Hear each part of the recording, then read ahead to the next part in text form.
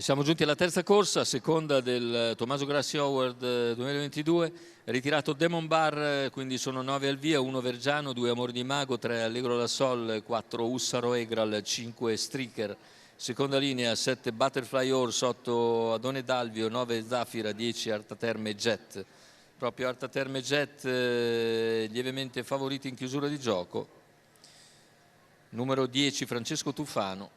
Vediamo le fasi di lancio con la velocità iniziale di Ussaro Egral, mentre c'è l'errore del numero 3 Allegro la Sol, e così numero si porta a condurre subito Ussaro Egral nei confronti di Striker, che ripiega in seconda posizione, sopravanzando Amore di Mago che si getta di galoppo. Numero 1 Vergiano squalificato. Sbagliato anche Vergiano, intanto i 200 in 15,2.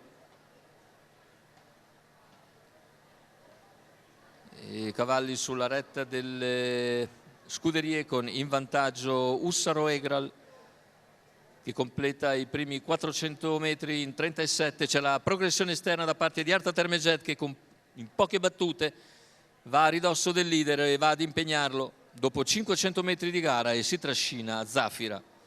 Arta Terme Jet rompe gli indugi, quindi viene decisa all'esterno di Ussaro Egral, 600 metri iniziali in 46,5.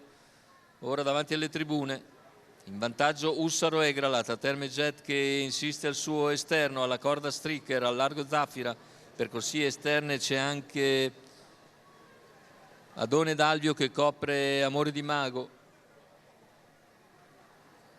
Intanto se ne vanno in primi 1000 metri nell'ordine del 1,16,5.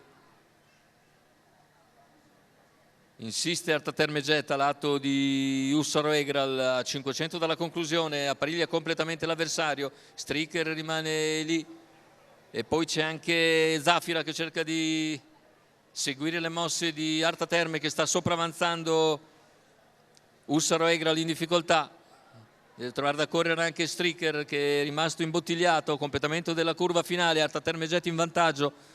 Ultimi 120 metri di gara con Arta Terme in netta evidenza su Zafira. Prova a sprintare anche Striker e anche Allegro finale con Arta Terme Jet, che viene a vincere nei confronti di Zafira. Terzo posto per Striker. 1,14,9 il ragguaglio conclusivo.